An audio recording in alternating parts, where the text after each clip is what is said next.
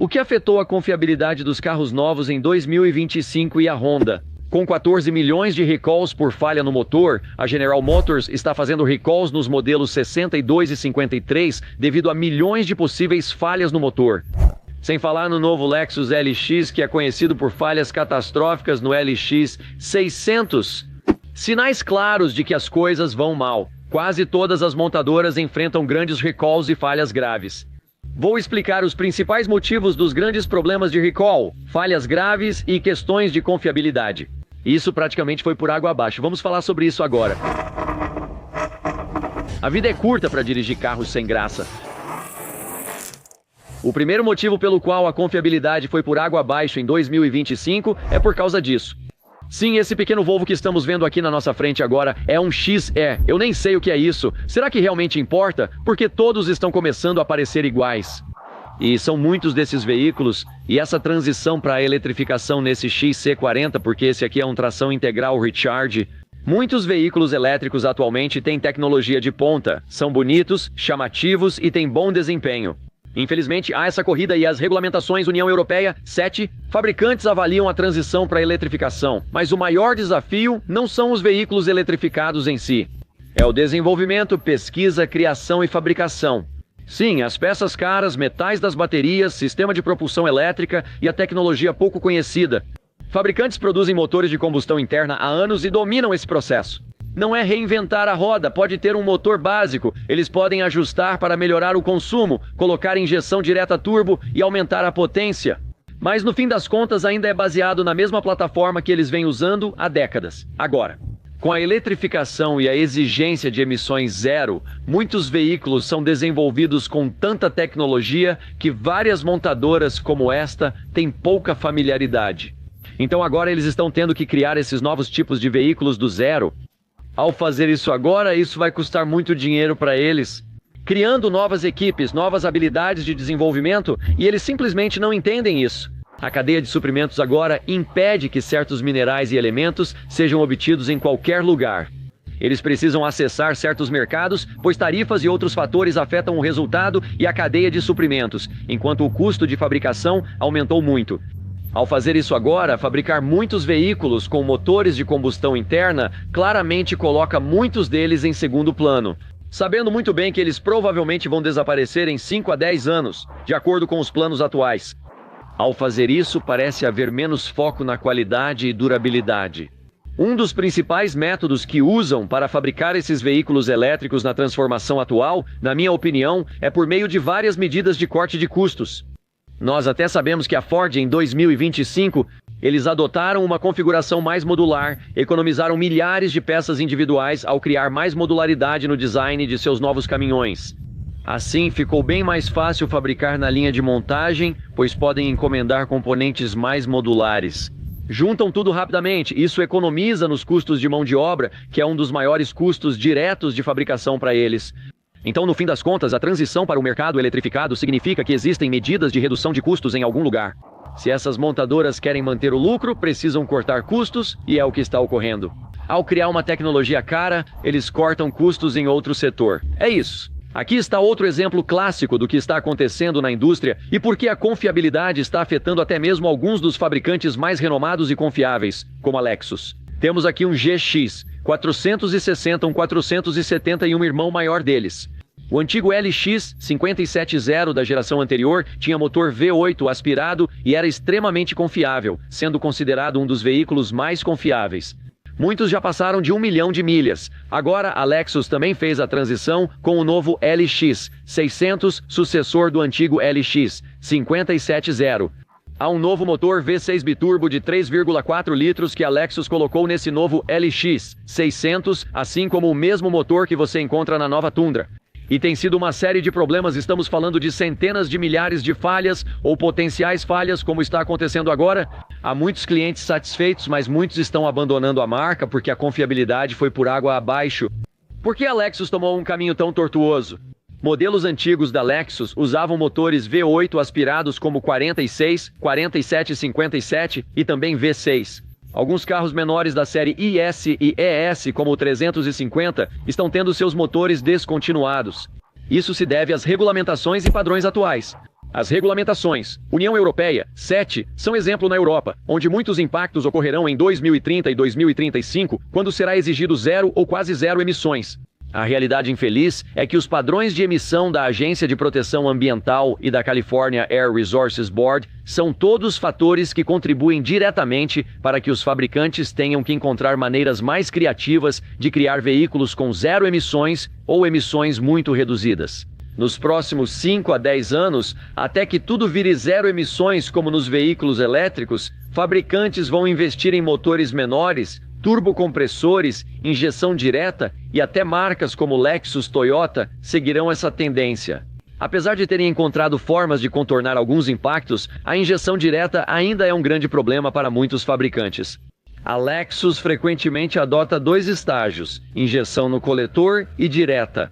A injeção de combustível no coletor serve para lavar as válvulas de admissão e evitar acúmulo extra de carbono. Enquanto Toyota e Lexus criaram soluções, muitos fabricantes ainda enfrentam problemas por não terem feito o mesmo. A maioria dos fabricantes, como Audi, Volkswagen e Mercedes-Benz, costuma criar motores com injeção direta apenas para reduzir emissões e melhorar o consumo de combustível. O problema infeliz disso é que eles não estão mitigando o acúmulo natural de carbono que você encontra na maioria dos carros atualmente com injeção direta. Isso ocorre em qualquer lugar após 30, 40 ou 50 mil milhas rodadas. Quase qualquer um desses veículos vai começar a acumular excesso de carbono no coletor de admissão, nas válvulas de admissão. E então, claro, isso cria ainda mais fuligem no sistema e, no final das contas, significa que o motor fica sufocado e pode até ser totalmente danificado. O acúmulo de carbono nas válvulas e anéis leva ao consumo de óleo e reduz a vida útil dos motores. Agora, embora existam soluções como a limpeza com casca de noz, isso só significa mais uma camada de manutenção para a qual muita gente não estava preparada. Então, infelizmente, ao tentar cumprir alguns desses padrões de emissão, essas montadoras estão optando por motores menores, turboalimentação, injeção direta e muita dessa outra tecnologia. Isso mostra que muitos desses motores modernos dependem de não sofrer falhas graves. Estamos vendo mais problemas, aumento na manutenção e motores consumindo mais óleo. Isso é um grande problema.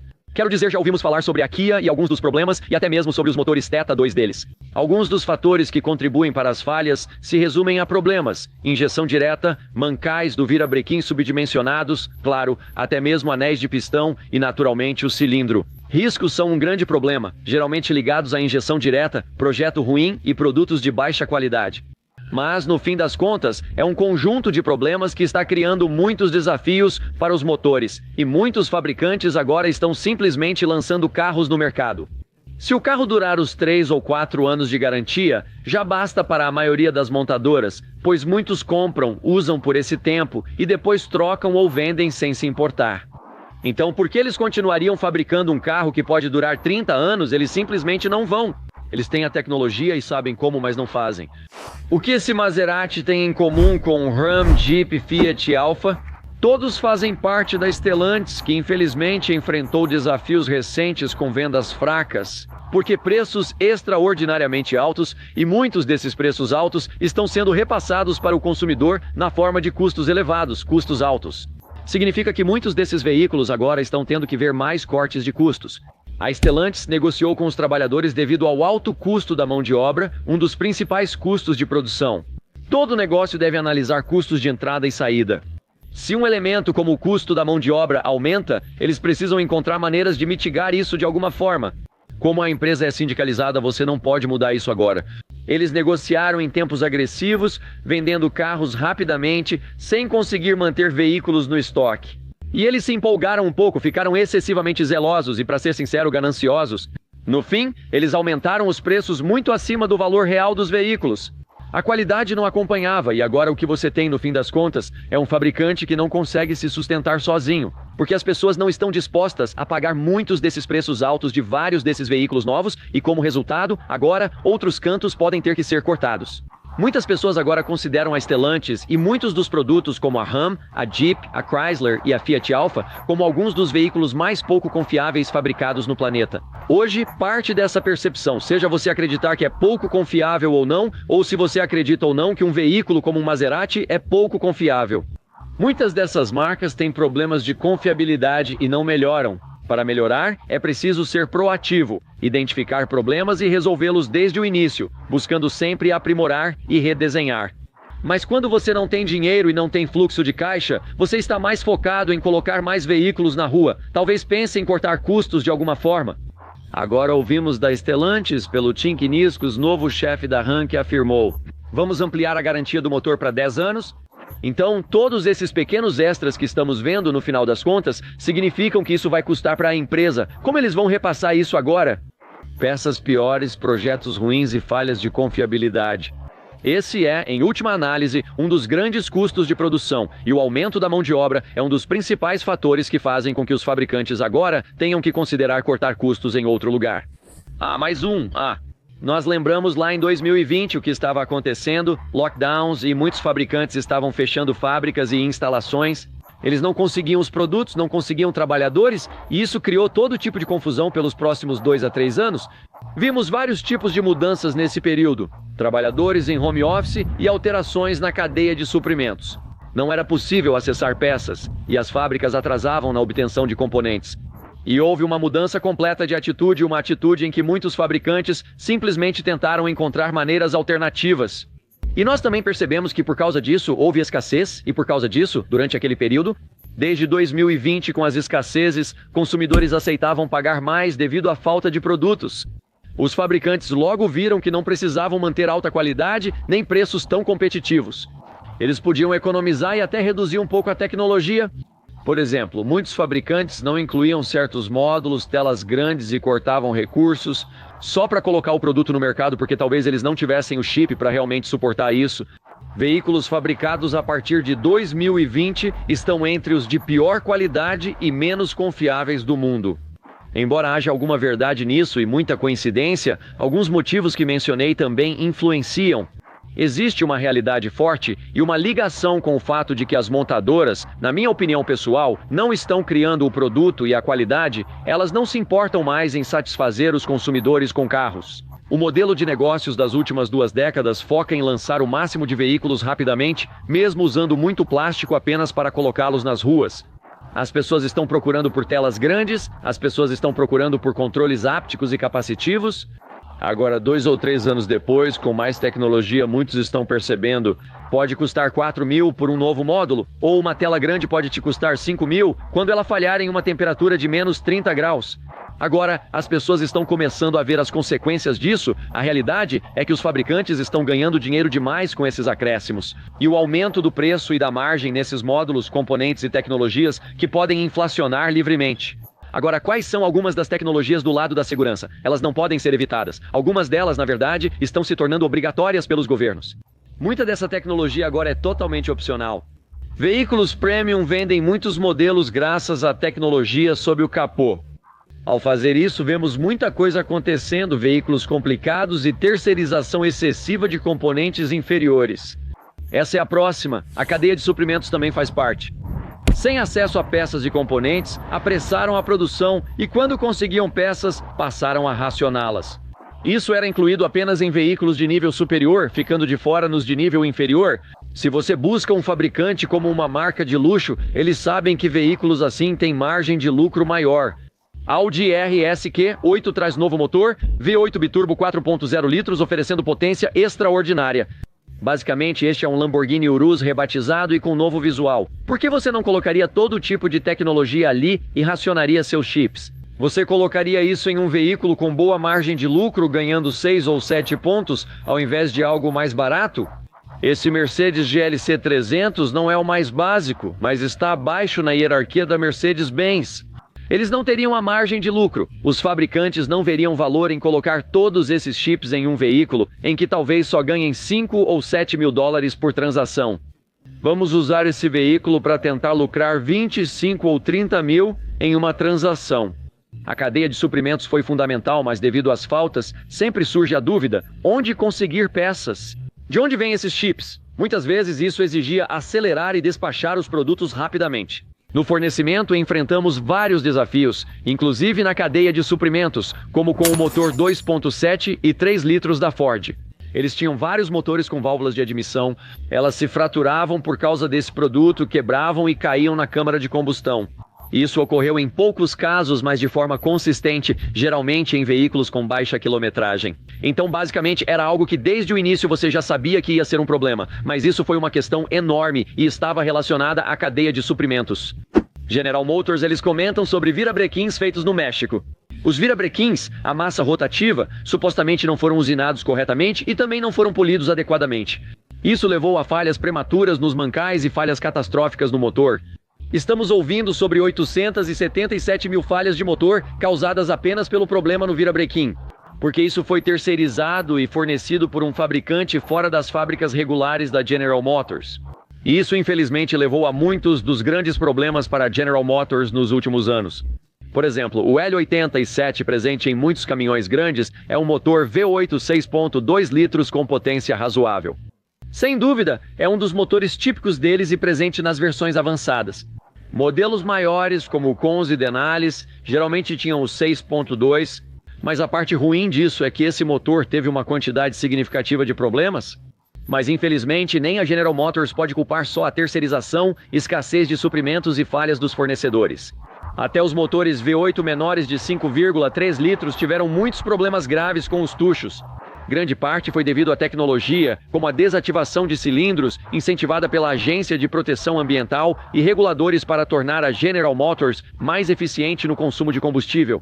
Ao fazer isso, a desativação de cilindros aumenta o carbono e, claro, há falhas de ignição, solenoides também, sabe? Eles tiveram uma série de problemas e um nível constante de questões nos novos 53 também. Outro motivo é aquele cara parrudo que se acha melhor que os outros. O que há de errado com um V8 aspirado confiável feito para durar 800 mil quilômetros? Pergunte a Lexus. E todo tipo de marca especificamente europeia. Vá e pegue um V8 naturalmente aspirado, redesenhe-o com injeção direta de combustível, turboalimentação e crie agora um motor que dobra a potência. Quero dizer, olhe para o RSQ8. Aqui está um exemplo clássico de um veículo que quase supera qualquer outra coisa no mercado. Você também pode conseguir um motor parecido com este do RS7.